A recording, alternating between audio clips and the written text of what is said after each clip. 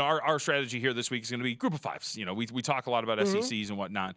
So let's talk about some CUSA. You down with this? Or what? I'm down with this, dude. And by the way, we were kind of battling around yesterday. I was like, FAU, are they still in the conference? I don't know. I Googled it. They literally made the transition like this month. Yes. Well, to the AAC. Yeah, July 1st was the day where everybody officially transferred into their new conferences.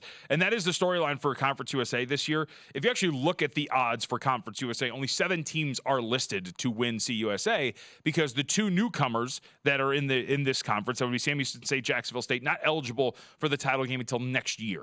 So thus, when you look at, hey, like, why aren't 2 teams listed in this thing? Why does this look so short? It's because of the 2 newcomers. So it does create, I think, an interesting scenario with teams at the top, like Western Kentucky, like Liberty, where you look around and you're like, hey, man, like, overall, like, these 2 teams are set up for some success, and they are good programs.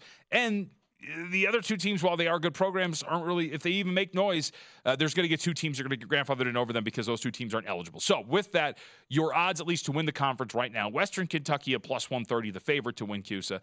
Liberty at plus 240. Then you get down a little bit of a gap. Middle Tennessee plus 450. You see the gap expand a lot. Tech at 8-1. Then you get into the double digits. UTEP's 12-1. New Mexico State is 25-1. FIU is 60-1. And that's it. This is the conference, at least in terms of eligibility, to win this thing as of now. DraftKings, not with a Middle Tennessee win total. But no idea why, but yeah. Yeah, it was weird. Like, there's a couple, like, I couldn't find Boise. I couldn't find UNLV, a couple others when we were doing Mountain West yesterday. So shop around. The win totals are out there. There are shops that have hung up win totals for every single D1 team. So you can find a win total if you look for it. So with that, as we did with Boise State, I think the question is just, you start at the top of Conference USA and you go, okay, Western Kentucky, rightful favorite, yes or no? And if you're going to poke some holes into this, where else are you going to go? And I think the answer, just like with Boise State, generally you're not going to see, I think, a conference that has a mispriced favorite or a team that shouldn't be favored. I think that's the case here. Western Kentucky has everything, I think, going for them for the most part. And by the way, I want to know in the conference overall, too, I mentioned some of the good programs. Charlotte, UTSA, North Texas, UAB, FAU, and Rice, all gone. A couple of those are quality football programs. So this does leave, I think, a little bit of a gap between the top of this and the bottom. But with Western Kentucky, 11 starters back from last season. 7 are back on offense, though. That includes Austin Reid, quarterback. This thing is going to be, I think, pretty good on offense. Now, much like Taylor Green, as we talked about with Boise State last year, there is a number that really sticks out about Reid's quarterback play last year. That would be his penchant for turnover-worthy plays, a 3.6% turnover-worthy play rate. He had 24 total turnover-worthy plays last year. Now, he balanced that out with a lot of big-time throws, had a positive ratio there. But if those turnover-worthy plays turn into turnovers, then, of course, you're going to be in a little bit of a difficult spot. But overall, you've got a really good quarterback coming back if you are Western Kentucky. You've got an offense that is set up pretty nicely overall when you're looking at the pieces around him. You have an offensive line that's largely going to be intact.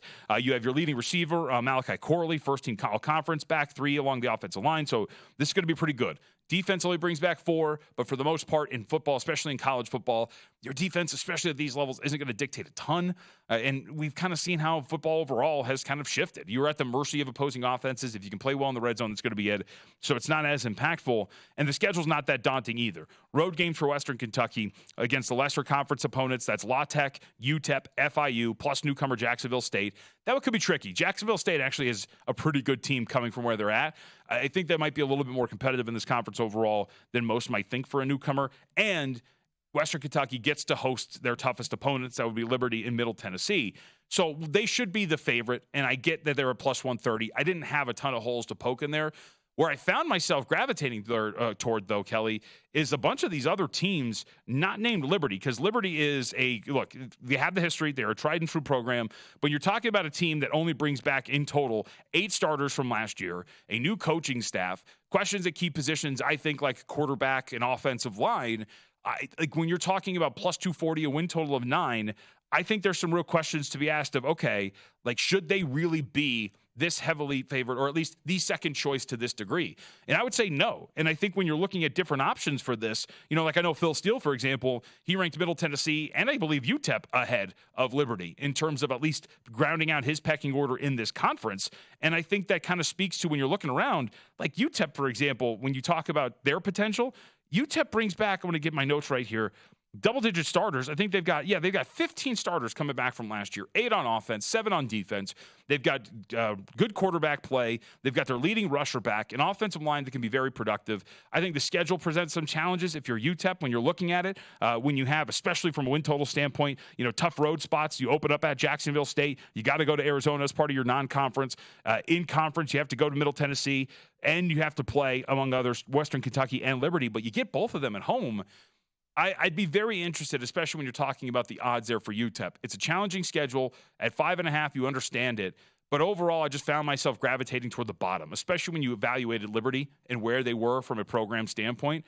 I feel like a lot of plus 240 in the 9 is hung on what this team was in the last few seasons under the old regime as opposed to what it can be under this new regime. You know what I mean? Not that it's going to be bad, but. Yeah, I think it's a really good point, though, with how many teams. You're talking about the teams that have exited this conference. You're talking about the last 6 champions of this conference are gone. I mean, and that's only 3 teams have won the last 6 championship games. But even most of the teams that have played in those championship games aren't here. So I don't know. My eyes immediately go to Western Kentucky and Middle Tennessee in this conference simply because they've been there for a while and they've shown they have quality football programs for years. Yeah, and roster turnover is something hard to project. When you talk about Liberty and only bringing back those minimal amount of guys, that could be something that actually works out pretty well. But we'll see if that's ultimately going to play out. But Conference USA, looking a little deeper down the board. Go to VSiN.com/subscribe to become a VSiN Pro subscriber today.